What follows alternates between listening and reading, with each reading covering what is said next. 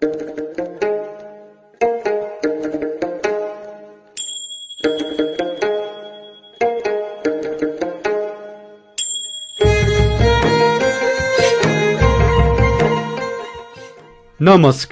म अम्बिका हाङबाङ। अंग्रेजी सिकाइ रेडियो कार्यक्रममा यहाँहरूलाई स्वागत छ। चैत्र 11 गते यता देश लकडाउनमा छ। सायद हाम्रो दैनिकी फेरिएकै होला। लकडाउनलाई समस्याको रूपमा मात्र नलियौं, विभिन्न माध्यमबाट शिक्षा हासिल गर्ने अवसरका रूपमा प्रयोग गरौं।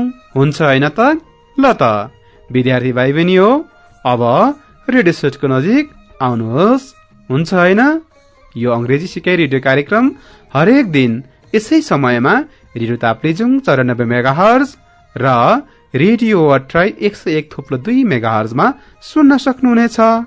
नोटबुक, कलम, पाठ्यपुस्तक र रेकर्ड गर्न मिल्ने सामग्री तयारी अवस्थामा पक्कै राख्नु भएकै होला, हैन? यदि छैन भने तयार गर्दै गर्नुस् ल।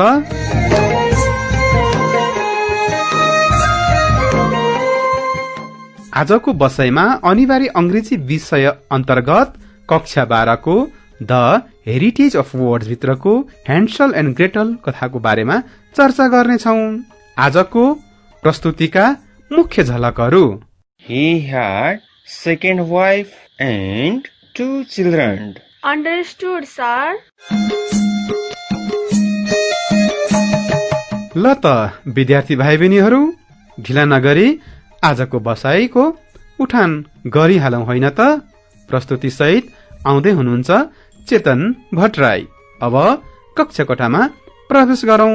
हुन्छ हैन?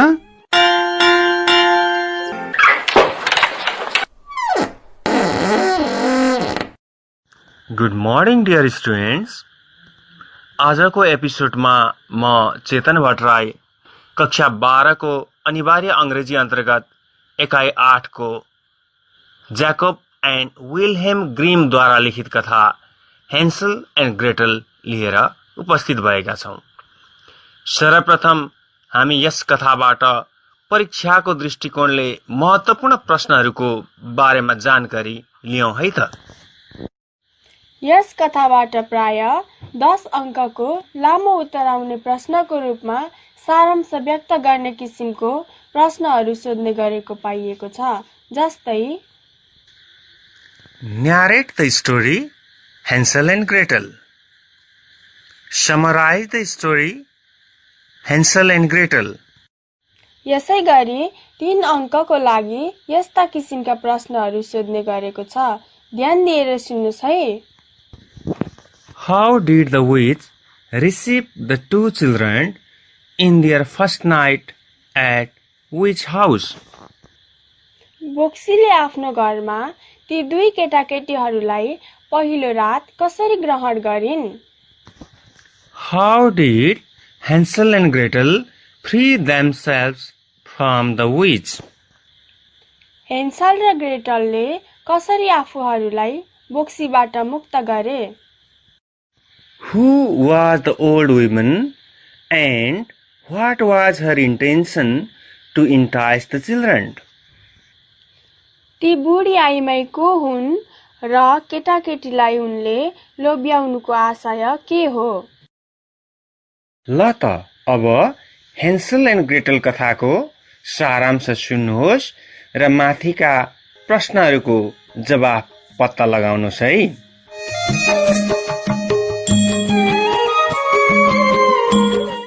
एउटा ठूलो जंगलको नजिकै एउटा दाउरे कान्छी श्रीमतीको साथमा बस्थ्यो। उनका 2 जना छोराछोरी थिए। छोराको नाम हेन्सल र छोरीको नाम ग्रेटल थियो। यी 2 जना कान्छी श्रीमतीका सौतेनी छोराछोरी हुन्। यिनीहरूको चरम गरिबीले गर्दा उनीहरूलाई खानेकुराको अभाव भयो। दाउरेलाई 4 जनाको परिवार पाल्न धेरै अप्ठ्यारो परेको थियो। एक दिन दाउरेनीले दाउरेलाई आफ्ना सौतेनी छोराछोरीलाई जंगलमा लगेर छोडी आफूहरू फर्केर आउने कुरा गरिन्। पहिले त कान्छी श्रीमतीको प्रस्तावलाई दाउरेले मानेन, तर एकातिर खानेकुराको अभाव र अर्कोतिर कान्छी श्रीमतीको दबावले गर्दा आफ्ना छोराछोरीलाई जंगलमा लगेर छोड्ने कुरा स्वीकार गर्न दाउरे विवश भयो। तर दाउरे र दाउरेनीको यो कुरा हेन्सल र ग्रेटलले सुनिरहेका थिए। बाबुआमाको यस निर्णयले गर्दा उनीहरू दुखी भए। हेन्सलले बहिनीलाई सान्त्वना दिँदै घरबाट बाहिर निस्कियो। बाहिर टह टह जुन लागिरहेको थियो, सेता ढुङ्गाका टुक्राहरू चन्द्रमाको उज्यालोमा चाँदीका सिक्काहरू जस्तै टल्किरहेका थिए। हेन्सलले उक्त ढुङ्गाका टुक्राहरू बटुल्यो र गोजीमा राख्यो। भोलिपल्ट बिहान सबेरै दाउरेनीले आफ्ना छोराछोरीलाई एक एकवटा रोटीका टुक्रा दिँदै भनिन्, तिमीहरूको लागि यो दिउँसोको खाना हो। यसपछि चारैजना जंगलतिर लागे। हेन्सलले जंगलतिर लाग्दा राति टिपेको ढुङ्गाको टुक्रा एक एक गर्दै खसाल्दै गयो। जब जंगल आइपुग्यो, दाउरे र दाउरेनीले आगो सल्काए। आगोको नजिकै हेन्सल र ग्रेटल बसे।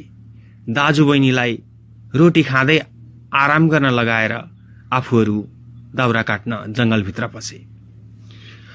आगोको न्यानोले हेन्सल र ग्रेटल दुवैजना निधाए। तर दाउरे र दाउरेनी आफ्ना छोराछोरीलाई त्यहीँ छोडेर घर फर्किए। बिउजिएपछि ग्रेटलले बाबुआमालाई देखिनन् र उनी रुन थालिन्। तर हेन्सलले ग्रेटललाई घरबाट जंगल आउँदा बाटोमा खसाएको ढुङ्गाको टुक्रा हेर्दै घर जाने कुरा बतायो। उनीहरू राति चन्द्रमाको उज्यालोमा टल्किएको ढुङ्गा पछ्याउँदै बिहान सबेरै घर आइपुगे। घर आइपुग्दा सौतेनी आमाले जंगलमा कहाँ हराएको भन्दै उल्टै गाली गरिन्। त्यसको धेरै समय बित्न नपाउँदै फेरि एकपटक खाद्यान्नको अभाव भयो। यस पटक पनि सौतेनी आमाले पहिलेको जस्तै आफ्ना सौतेनी छोराछोरीलाई जंगलमा लगेर छोड्ने योजना बनाइन्। यो पटक उनीहरूलाई जंगलको धेरै भित्र लगेर छोड्ने योजना थियो, ताकि पहिले जस्तो उनीहरू फर्केर आउन नसकुन्। पहिलो पटक जस्तै सुरुमा त दाउरेले यो कुरा मानेन, तर कान्छी श्रीमतीको दबावमा उसको केही जोड चलेन। यस पटक पनि हेन्सल र ग्रेटलले उनीहरूलाई जंगलमा लगेर छोड्ने योजना थाहा पाए। योजना थाहा पाए पनि उनीहरूले पहिलेको जस्तो ढुङ्गाको टुक्रा टिप्न पाएनन्, किनभने सौतेनी आमाले ढोकाको बाहिरबाट तालचा लगाइदिएकी थिइन्। ग्रेटल रुन थालिन्। हेन्सलले सान्त्वना दिँदै नरुन भन्यो। बिहान सबेरै सौतेनी आमा आएर केटाकेटीलाई ओछ्यानबाट उठाएर लगिन्। उनीहरूको भाग रोटी उनीहरूलाई दिइयो, तर यो रोटी पहिले दिए भन्दा अझ सानो थियो। अब सबैजना जंगलतिर लागे। बाटोमा हेन्सलले सौतेनी आमाले दिएको रोटीलाई टुक्रा पार्दै खसाल्यो। बच्चाहरूलाई पहिले जस्तै जंगलमा छोडी दाउरे र दाउरेनीहरू घर फर्किए। यस पटक भने केटाकेटीहरू घर फर्कन सकेनन्, किनभने बाटोमा खसाएका रोटीका टुक्राहरू चराले खाइदिएका थिए। केटाकेटीहरू घर फर्कनको लागि बाटो खोज्ने क्रममा भौतारिँदै जंगलको झन भित्र पुगे। उनीहरू रातभरि हिँडे। भोलिपल्ट बिहानदेखि साँझसम्म हिँडिरहे, तर जंगलबाट बाहिर आउन सकेनन्। बाबुको घर छोडेको 3 बिहान बितिसकेको थियो। त्यस मध्याहमा उनीहरूले रुखमा बसेर मिठो गीत गाइरहेको एउटा चरो देखे। चरो उड्यो। उनीहरू पनि चरालाई पछ्याउँदै गए। यसरी पछ्याउँदै जाँदा उनीहरूले केक र चकलेटले बनेको अति सुन्दर घर देखे र त्यो घरमा गए। भोकले हैरान उनीहरू त्यस घरलाई खान थाले। हेन्सलले घरको छानो खान थाल्यो भने ग्रेटलले झ्याल खान थाली। यतिकैमा त्यो घरबाट एउटी बुढी आइमाई निस्की र मेरो घर खाने को हो भनेर सोधी। दुवैजना पहिले त डराए, तर बुढीको नम्र व्यवहारले गर्दा उनीहरू खुसी भए। त्यस बुढीले उनीहरूलाई घरभित्र लगी र मिठा मिठा खानेकुराहरू खान दिए। उनीहरू सुत्ने बिछ्याउना पनि राम्रो थियो। तर वास्तवमा बुढी एक बोक्सी थिई। भोलिपल्ट बोक्सीले हेन्सललाई तबेलाभित्र लगी र फलामे बारको ढोकाभित्र राखेर ताल्चा लगाई। उसले घरको सारा काम ग्रेटललाई लगाउन थाली। ऊ हेन्सललाई मिठो खाना दिन्थी। हेन्सल मोटाएपछि उसको मासु खाने बोक्सीको योजना थियो। प्रत्येक बिहान बोक्सी हेन्सललाई औँला देखाउनका लागि भन्थे, तर हेन्सलले सानो हाडको टुक्रा उतिर तेर्स्याउँथ्यो। बुढीको आँखा कमजोर थियो। बोक्सी त्यस हाडको टुक्रालाई औँला भन्ठान्थी र हेन्सललाई अझै दुब्लो ठान्थी। एक दिन बोक्सीले हेन्सललाई खाने विचार गरी। त्यस दिन ग्रेटललाई पनि पाउरोटी पोल्ने चुल्लोको भुङ्ग्रोमा सेकुवा बनाएर खाने विचार गरी। बोक्सीले ग्रेटललाई पाउरोटी पोल्ने चुल्लामा पसेर चुलो तातेको छ कि छैन भनेर हेर्न भनी। तर बोक्सीको चाला बुझेकी ग्रेटलले कसरी हेर्ने सिकाइदिनुहोस् न भनिन्। जब बोक्सीले यसरी हेर्ने भनेर चुलोभित्र टाउको घुसारी, तब उसलाई घचेडेर ग्रेटलले फलामको ढोका लगाइदिए। बोक्सी कष्टसाथ आगोमा पिल्सिएर मरी। यसपछि ग्रेटलले हेन्सललाई तबेलाबाट मुक्त गरिन्। दुवैजना बोक्सीको घरभित्र पसे र कुनाको बाकसमा रहेको मोती र जवाहरत आफूले बोक्न सक्ने जति लिएर निस्किए। 2 घण्टा जति हिँडिसकेपछि उनीहरू एउटा पोखरी नजिक पुगे। पोखरीमा सेतो हाँस थियो। ग्रेटलले हाँसलाई पारी पुर्याइदिन अनुरोध गरिन् र दुवैजना पालै पालो हाँसको पिठ्यूमा चढेर पारी पुगे। अलि पर पुगेपछि उनीहरूले आफ्नो बाबुको घर देखे। उनीहरू दौडिँदै घर पुगे। घरमा सौतेनी आमाको अगाडि नै मृत्यु भइसकेको थियो। त्यसपछि हेन्सल र ग्रेटलले आफ्ना बाबुसँग आनन्दले जीवन बिताए। भाइ बहिनीहरू, तिमीहरूलाई कथा कस्तो लाग्यो? रमाइलो लाग्यो सर। अब अंग्रेजीमा पनि सारांश भनिदिनुस् न सर। ल त ध्यान दिएर सुन है त। Long ago, there lived a poor woodcutter near a forest. He had second wife and 2 children. His first wife had already died. The son was Hansel and the daughter was Gretel. They were very clever. The stepmother was very cruel. One day, there was great scarcity of food. Their stepmother made a plan to leave them in the dense forest. She told her husband about her plan. At first, he did not like her plan, but later he was compelled to agree in her plan. When their parents were talking about the plan at night. The children heard the plan as they hadn't slept because of hunger. Hansel came out and collected small pebbles. Pebbles. Pebbles means ससाना ढुङ्गाका टुक्राहरू. The next morning, their stepmother woke them up, and they were taken to the dense forest.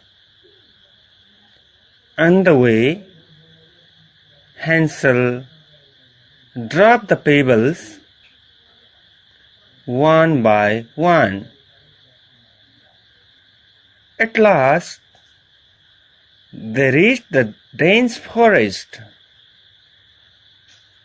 They collected the brushwood, BRUSHWOOD. Brushwood means ससाना दाउराका टुक्राहरू, झिझा झिझी. And their father burnt them. The children were left by the fire. Their parents came back to their house. After a while, they slept by the fire. When they woke up, they couldn't see their parents. It was night. They waited until the moon rose in the sky. When the moon appeared in the sky, the pebbles shone, SHONE, shone, verb 2 of SHINE, shine, like the silver coin. They followed the pebbles and reached their house. Their stepmother became sad, but the father became happy. Once again, there was great scarcity of food. They couldn't feed, FEED, feed their children properly. She made the same kind of plan as before. Hansel couldn't come out because the door was locked from outside. On the way to the dense forest, Hansel dropped the breadcrumbs. Unfortunately, they all are eaten by the birds. Again, they were left the middle of the forest. Hansel and Gretel walked the whole night, and the next day, from morning to evening, but they couldn't find out the way. They slept under a big tree. They saw a bird singing a song sitting in the branch. The bird flew away. They followed the bird. At last, it came to a house which was made of bread and sugar. The two children began to eat the house. They became very happy. In the meantime, an old lady came out and took them inside the house. She gave them food. She was cruel witch. She wanted to kill and eat them after some days or months. Her eyes were dim. The next day, she imprisoned Hansel in the stable. Gretel had to cook food. One day, she wanted to kill and eat them. But Gretel knew her intention. She pushed the cruel witch into a burning oven. She burned to death. Then she freed her brother. There were a lot of pearls and jewels inside the witch's house. They put them into their pocket and came back to their house. On the way, there was a big pond. They crossed it with the help of a white duck. They reached the house. Their stepmother had already died. Their father became very happy after seeing them with pearls and jewels. Okay, thank you. Did you understand the summary, my dear students? Understood, sir.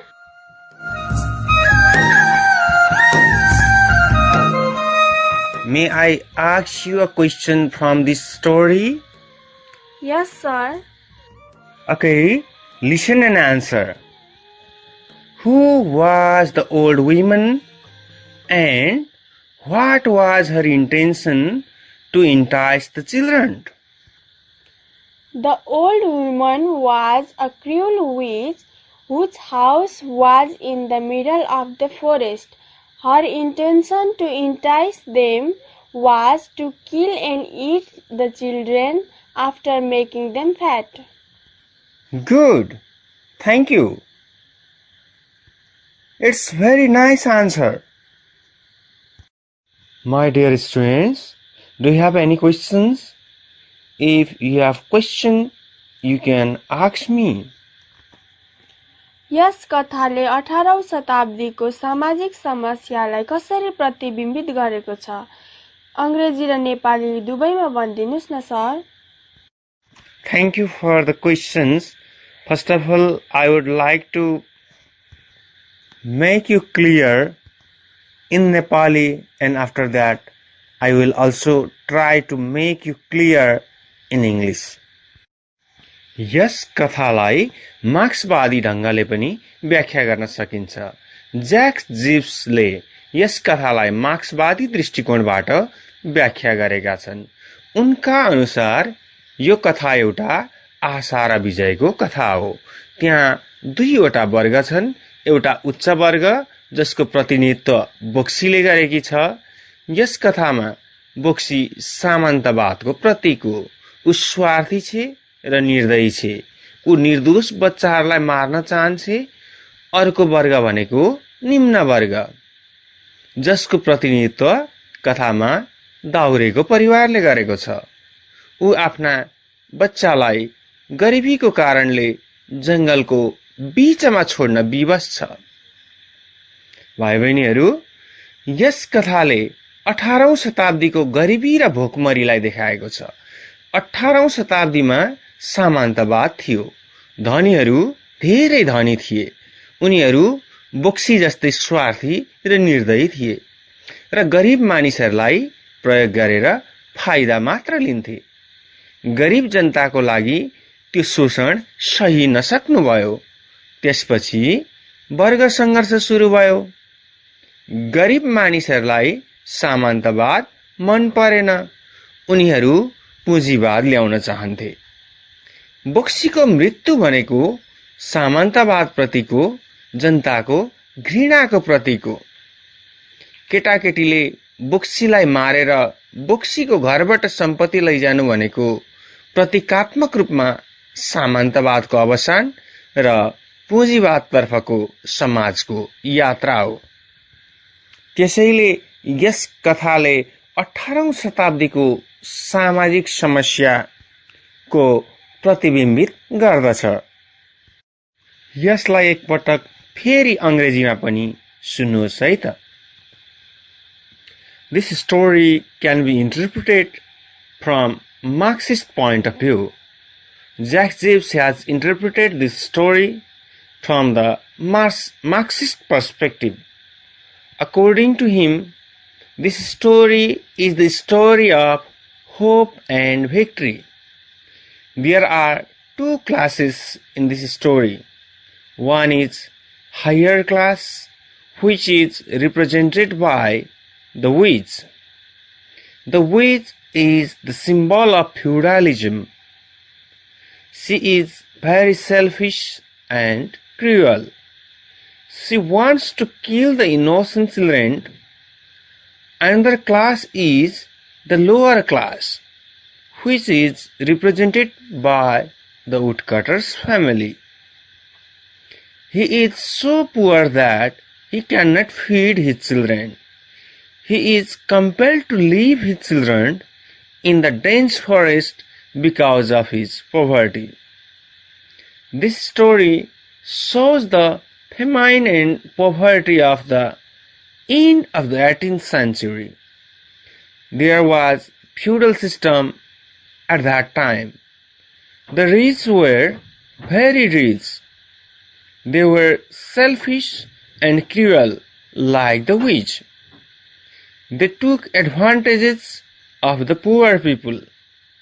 They exploited the poor people so much that the poor couldn't tolerate it. Then the class struggle began. Most of the people who were poor didn't like the feudal system in which they couldn't see their future. They were against this system.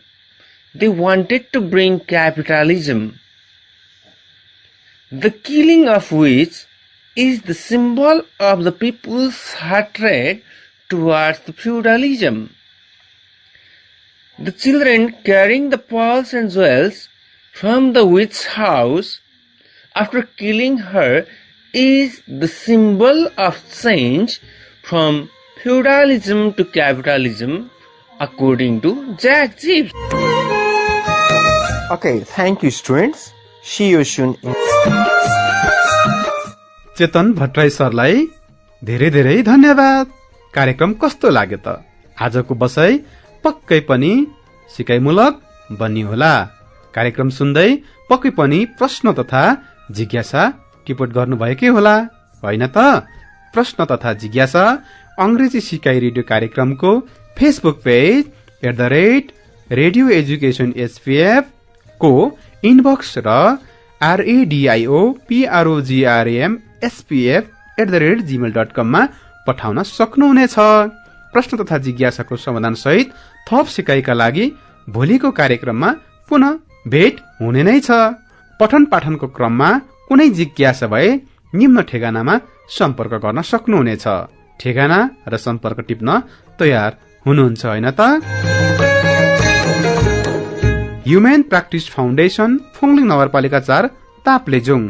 Phone number 024-461-047। हवस् त, आगामी अङ्कमा पुनः भेट हुने नै छ। म बिकाङबाङ बिदा माग्छु। नमस्कार। साबुन पानीले मिची मिची हात धुऔं, भिडभाडमा नजाउँ, रेडियो सुनौ र पढौं। धन्यवाद।